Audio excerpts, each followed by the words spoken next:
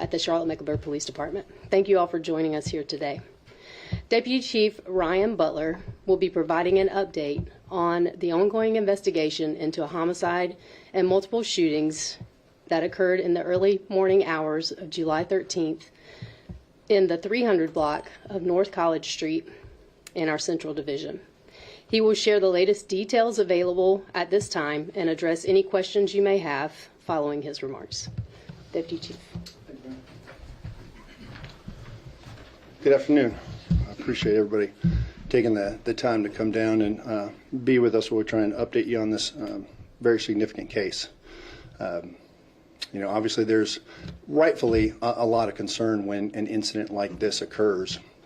What I would like to reassure your viewers and your readers is that our detectives have been continuously working this case since it occurred early on Sunday morning.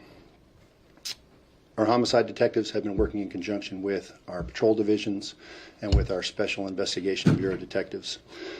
I can tell you that as of today, we have made 2 arrests related to this case.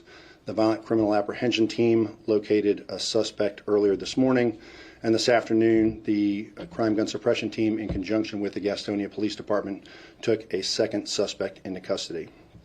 At this time, our homicide detectives are in the process of interviewing both of those suspects. That being the case, I will tell you that if you've talked to anyone on scene, if you've seen any video or camera footage from the scene, you know this was a very chaotic event. We absolutely believe that multiple people were involved, whether they be witnesses, victims, or suspects.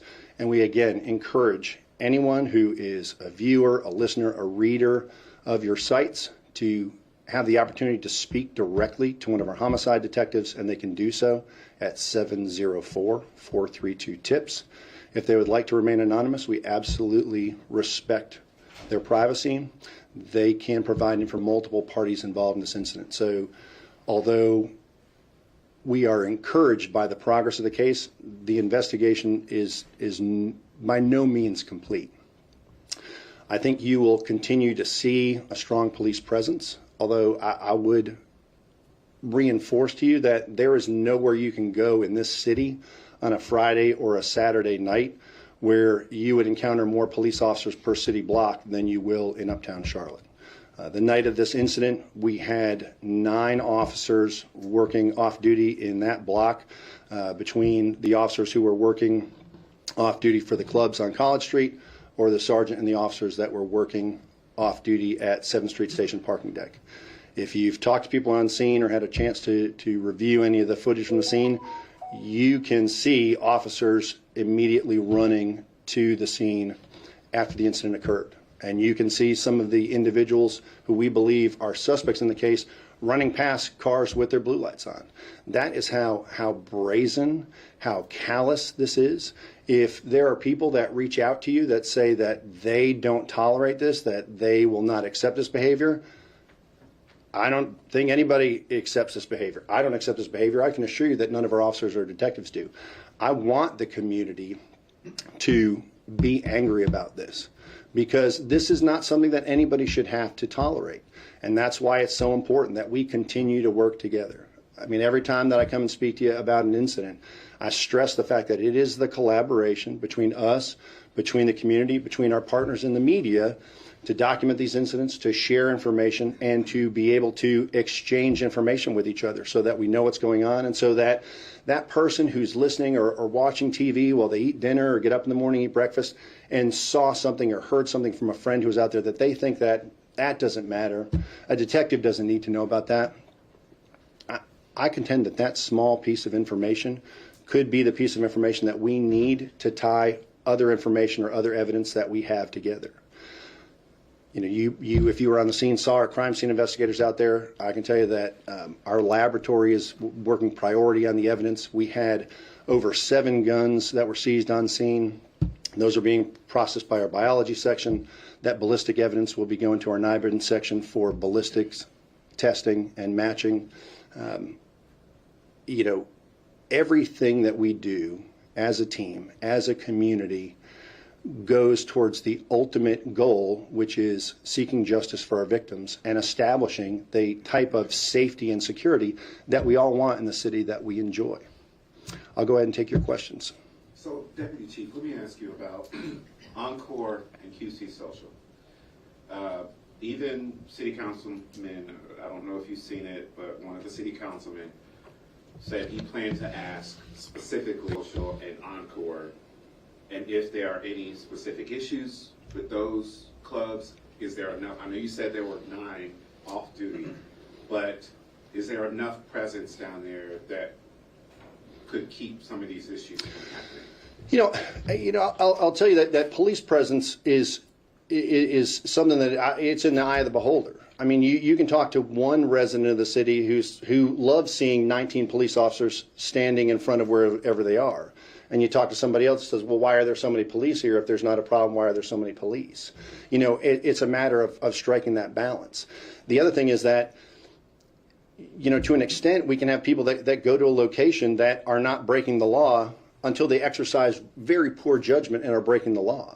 I mean, if you have somebody who legally possesses a firearm and that firearm's in their car and they drive to Uptown, if they can legally possess that firearm and it's not concealed, are they breaking the law? No. But if they decide to resolve a conflict with somebody with that firearm, then it becomes an issue. And we can't police to the extent that we want to restrict people's ability to exercise lawful, courteous judgment.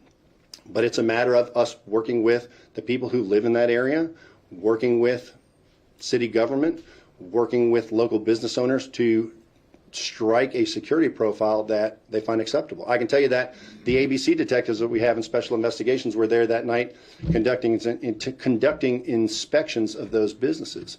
In regard to the presence, 9 officers in one city block is probably an above average number. Now, obviously, the outcome is something that none of us are going to tolerate. So are there changes that need to be made? Yes. And so that's when we look into a variety of things regarding, security profile of the businesses, the security practices that they have in place for their patrons, the traffic flow where patrons and cars go in the area. And that doesn't just go for that location. That goes for any location where people are coming to enjoy themselves on a Friday or Saturday night, whether that be Uptown, whether that be down on South End, whether that be out on the West Side, people going to a club. We want people to be able to lawfully and courteously enjoy themselves. But if I can follow up on that, were the issues we saw this weekend, the shootings, especially the deadly, have you all been able to figure out if they're specifically tied to either one of those venues I mentioned? Are you asking if they're tied to the business practices, or were they patrons? Were they patrons, the people that were involved in? So this is still early in the process. I'm not going to commit to they were patrons or they weren't patrons, because I was not there. And as I said, we have 2 people in custody who we know were in the vicinity of those businesses, and they're being interviewed by homicide detectives. Now, I can't at this point right now commit to you they were inside the business or they were at another location walking through the area. And to an extent, it doesn't matter, because their behavior is not excusable. So whether they were in that business or not in that business, they came to that location, and we believe multiple people were involved in the violence that was committed. So regardless of where someone patronized early in the evening, the outcome is not acceptable. Yes, ma'am. Hang on. WCMC. Now, do you guys have any idea as far as motive, and then what led up to the shooting, but also if Bryant was the intended target or if he was hit by crossfire? So again, we have 2 individuals in custody right now. We believe that multiple people were involved in this incident, and they are in the process of being interviewed by homicide detectives. Will you release their identities? When we charge individuals and those individuals are transported to the sheriff's office and have been formally charged, the PIO will update with the arrestee information and with the charges we've brought. As far as you know, was Mr. Bryant an innocent party in this, bystander? Well, as I said, we've had homicide detectives working this case since 2 o'clock in the morning on Sunday. They haven't stopped, other than taking little breaks for rest here and there. The squad has not gone home. They have continued to investigate this case.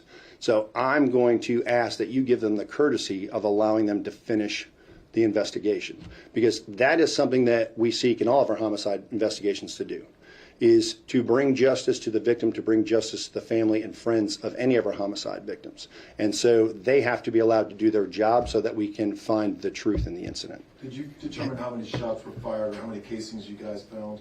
And when you say multiple people, many people, do you have a rough estimate? 10, a dozen, 2 dozen? No, sir, I'm not going to commit to a number. The number I'll commit to you is that we've made 2 arrests today in the case. What about the number of shots that were fired? I would have to verify that with PLIMS, with our evidentiary system, with the number of cartridge casings that were entered into PLIMS. Did these people know each other?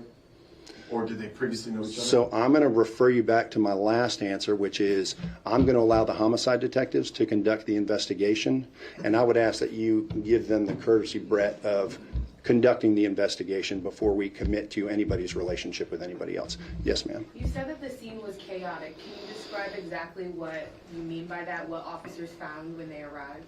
I can tell you, based on the video I've seen, obviously it's a natural reaction when you are in the proximity to gunfire, where you would not expect going to a bar, a restaurant, or a club uptown, that people were trying to seek safety and remove themselves from what they perceived as a dangerous environment, because you can see on some of the security video firearms being discharged. Deputy Chief, if I may follow up on something you mentioned, but not really directly, and it's speaking to concerns about safety in the corridor of like College, Caldwell, Brevard, 6th, 7th, 8th. I know, we had the shooting involving the officer that was injured. Can you speak to efforts? I know whenever we had issues, for example, with Romeo Beard, you all did kind of specific operations going out to people's homes before New Year's. You had the Blue Lights initiative. Is there anything that you're specifically doing long-term to address crime issues in that area, especially like Friday, Saturday, Sunday night? Sure. I think you'll see, several things that you referenced. So Operation Heartbeat, which is officers utilizing their steady blue lights on their patrol cars. That effort is still in place. We started the Core 13 initiative, which is an evening utilization during shift overlap, where we have officers go to an area. It can either be a chronic or an acute crime issue, where we utilize officers there. Central Division regularly utilizes both bike and foot patrol in a variety of areas. You have a very concentrated mix of both residential and nightlife. That's a good thing, and so you're going to have people coming together. So it's a continuous evaluation of providing safety and security without overwhelming people with safety and security. Have you all seen an uptick in the area when it comes to crimes like this, or do you feel like this is just an anomaly? Well, I think human behavior being what it is, it's not always necessarily a driver based on the location. It's the driver based on behavior. And when you have individuals who, regardless of what the basis for the disagreement or the confrontation is, turns to a firearm, the outcome is going to be unacceptable. And that doesn't matter whether it's uptown or out in the county or in a residential neighborhood. And so whenever we have a homicide incident, that outcome is not acceptable. And we, again, will work with our business partners, our residential partners, and anybody that has information that is willing to bring that information forward to us, whether it be video or information that you have because you were there or a friend of yours was there or showed you something that they videotaped on their phone. We absolutely want to be able to have the chance to talk to you. And that's where, if somebody would like to speak directly to a homicide detective, they can call us at 704-432-TIPS.